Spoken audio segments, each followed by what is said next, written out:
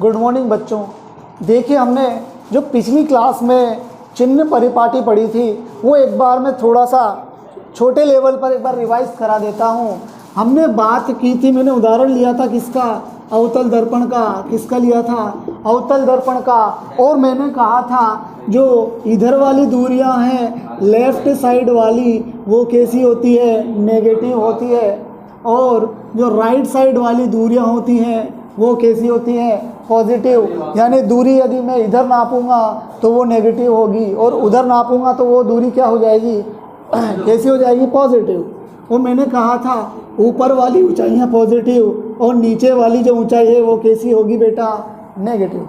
अब बेटा इनके आधार पर कुछ बिंदु हमें ध्यान रखने होंगे। आपके दिमाग में आपको बिंदु को रटना होगा, समझना होगा वो कैसे आए, और सीधे आपको ध्यान भी रखने होंगे। मैं चलो उन बिंदुओं पर बात करता हूँ। इसको मैं मिटा देता हूँ, इसके बारे में मैं बात नहीं करनी है। अब थोड़ा सा इसको अपडेट करते हैं। मैं एक तरफ लिखता हूँ अवतल दर्पण। क्या लिखता हूँ बेटा? अवतल दर्पण। और दूसरी तरफ लिखता हूँ बेटा क्या? उत्तल दर्पण। ठीक है, ये चैप्टर बहुत गजब का चैप्टर है, आप भूलना मत। थोड़ी सी मेहनत तो है ही सही, पर मेहनत करने से हम पीछे नहीं हटेंगे। तो देखिए अवतल दर्पण में बनाता हूँ। ये देखिए अवतल दर्पण है, ऐसा ही होता है। ये इसका प्रकाश के प्रकाश केंद्र O होता है किसमें? लेंस में। और इसमें क्या होता है? ध्रुव P। इसमें फोकस भी इधर होता है और C यानी वक्रता केंद्र भी कहाँ होता है? इधर। तो चलो अब दूसरी तरफ मैं क्या बनाऊंगा? मैं बनाऊंगा उत्तल दर्पण। कौन सा दर्पण बेटे? उत्तल दर्पण। कौन सा दर्पण? उत्तल दर्पण। और उत्तल दर्पण क्योंकि इसका गोला इधर से है इसलिए इसका C इधर होगा और इसका फोकस भी कहाँ होगा? उधर ही होगा। तो चलो इसके आधार पर मैं कुछ बातें कर लेता हूँ। अब देखिए वस्तु रखते हैं। याद रखना बेटा, वस्तु हमेशा कांच के सामने होगी। तो कांच इधर ही है, कांच इधर ही है। तो जो वस्तु होती है मैं किधर भी रख देता हूँ। वस्तु हमेशा कहाँ रखाई में आती है? Left side. वस्तु हमेशा कहाँ रखने में आती है? Left side. वस्तु हमेशा कहाँ रखने में आती है? Left side. तो चाहे उत्तल दर्पण हो चाहे अवतल दर्पण हो, जो बिंब की दूरी होगी, बिंब की दूरी U सदैव कैसी होगी? नेगेटिव। और इधर भी मैं पहले बिंदु में बात करूं, U कैसी होगी? U कैसा होगा? नेगेटिव। U हमेशा हमेशा हमेशा नेगेटिव आएगा। वस्तु हमेशा ऋणात्मक चिन्ह दर्शाएगी। वस्तु हमेशा लेफ्ट में रखी जाएगी। तो अब मैं आगे बात कर लेता हूँ। आगे क्या बात करूँगा? देखिए अब बात करता हूँ मैं फोकस की। अब मैं बात करता हूँ, मैं पूरा लिख देता हूँ। अवतल दर्पण का फोकस। मुझे बताना फोकस दूरी की, इसको तो दूरी बोलना पड़ेगा ना बेटा। फोकस दूरी स्मॉल f। इधर भी मैं क्या लिखूंगा? Small f। अब मुझे बताना f कहाँ है चित्र में देखकर।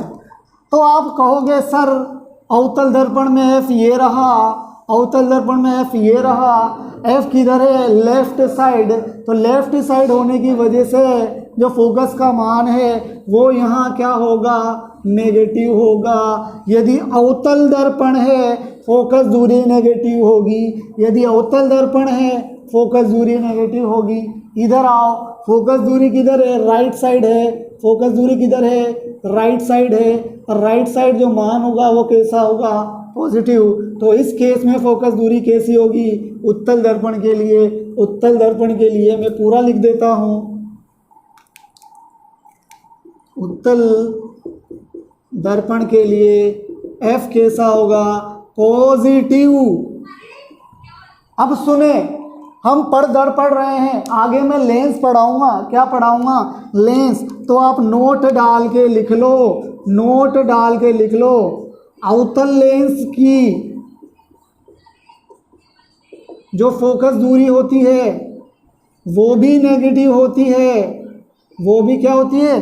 नेगेटिव। और इसमें भी नोट लगा लो, जो उत्तल लेंस है, उत्तल लेंस के लिए भी फोकस दूरी जो होती है वो पॉजिटिव होती है। यानी यदि नाम आ जाए अवतल का चाहे वो लेंस हो चाहे आगे मैं दर्पण की बात करूं, फोकस दूरी अवतल के लिए तो नेगेटिव और उत्तल के लिए कैसी होगी, पॉजिटिव होगी। कैसी होगी, पॉजिटिव। तो ये बात को ध्यान रखनी है।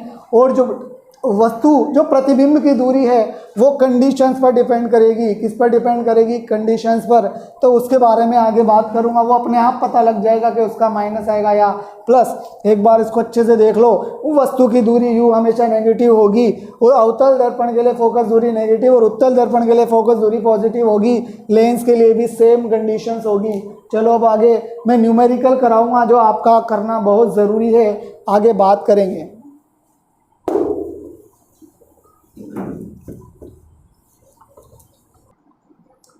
देखिए इस चैप्टर में जो 5 नंबर का एक क्वेश्चन आएगा उसमें न्यूमेरिकल आने के चांस बहुत ज़्यादा होते हैं। तो हमें न्यूमेरिकल आना चाहिए और वो हमें तब आएगा तब हमें चिन्हों का सही ज्ञान होगा और हमें क्वेश्चन करने की प्रैक्टिस अच्छे से होगी।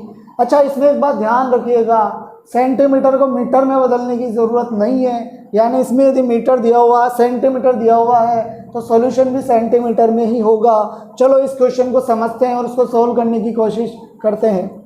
एक व्यक्ति का चेहरा शेविंग दर्पण से 20 सेंटीमीटर दूर है। शेविंग दर्पण, हमने जब दर्पण के उपयोग पढ़े थे तो कहा था कि शेविंग दर्पण के रूप में कौन सा दर्पण उपयोग होता है, हमने कहा था अवतल दर्पण। यानी मैं लिखूंगा जो शेविंग या इसको मैं कहूँगा अवतल दर्पण के लिए, अवतल दर्पण के लिए शेविंग दर्पण आ गया। चेहरा कितना दूर है, 20 सेंटीमीटर। चेहरा कौन होगा, वस्तु यानी बिंब। तो एक बात बताएं, यू का मान दिया हुआ है क्या, यू का मान दिया हुआ है क्या, 20 सेंटीमीटर। अब मुझे बताना वस्तु हमेशा कहाँ रखेंगे, लेफ्ट में, और यू का मान सदैव कैसा होगा, नेगेटिव होगा। यानी यू की जगह साथ में माइनस लगेगा। अब मुझे क्या दिया हुआ है, फोकस दूरी कितनी, 80 सेंटीमीटर दी हुई है। फोकस दूरी कितनी, 80 सेंटीमीटर दी हुई है। और आपने अभी पढ़ा है कि अवतल जहाँ नाम आ जाए फोकस दूरी वहाँ पर होगी हमेशा नेगेटिव। कैसी होगी, नेगेटिव। तो प्रतिबिंब की दर्पण से दूरी तथा आवर्धन ज्ञात कीजिए। पहले हमें ज्ञात करना है प्रतिबिंब की दूरी, फिर आवर्धन। अरे कुछ भी ज्ञात करना हो, जब इस प्रकार का क्वेश्चन अगर दर्पण है तो दर्पण सूत्र लगा दो, और यदि लेंस है तो लेंस का सूत्र आगे पढ़ेंगे इसे। तो मैं लिखूंगा क्या, दर्पण सूत्र। क्या लिखूंगा, दर्पण सूत्र। दर्पण सूत्र क्या होता है, 1/v + 1/u, ये माइनस नहीं है, बराबर 1/f। इसमें यहाँ प्लस ही लगता है। जैसा दे रखा है वैसे वैल्यू रख दो और जो चाहिए उसको रख दो। तो मुझे चाहिए क्या, 1/v + 1/u यानी -20 बराबर -1/-80। बेटा इसको आगे बढ़ाओ तो 1/v बराबर ± -1/20 और ये -1/80, ये उधर ले जाओ। 1/v बराबर -1/80 + 1/20। इसमें एलसीएम लो, क्या आएगा, 80 एलसीएम आएगा, 80 आएगा, 80 एकम 80 तो -1, 1 एकम 1 प्लस 20 चौक 80, 4 एकम 4, तो वैल्यू क्या आई, 3/80। क्या आई, 3/80। लेकिन याद रखो वैल्यू v की नहीं है, 1/v की है। तो मुझे क्या चाहिए, v चाहिए। v होगा, उल्टा कर दो इसको उल्टा कर देंगे, वज्र गुणन के चक्कर में तो डायरेक्ट उल्टा कर दो। तो 80/3 जब इसका भाग दोगे, 3 दूनी 6, 3 छंग 18, 3 छंग 18 भी 6 आता जाएगा, इसको 7 में बदल दो, सेंटीमीटर। 26.67 सेंटीमीटर। आप इसको सही भिन्न में भी लिख सकते हो, 3 3 3 चौक 12, 26 सही 2/3। तो बेटा v का मान क्या आया, 26.67 सेंटीमीटर। यानी एक बात बताओ, यहाँ चिन्ह कौन सा लगा, प्लस। यानी प्रतिबिंब कहाँ बना, प्लस की तरफ बना, यानी उस साइड बना। तो आप लिख सकते हो अतः प्रतिबिंब दर्पण के, देखो एक बार चिन्ह चेक कर लेते हैं, कुछ गलती तो नहीं कर रहे हैं।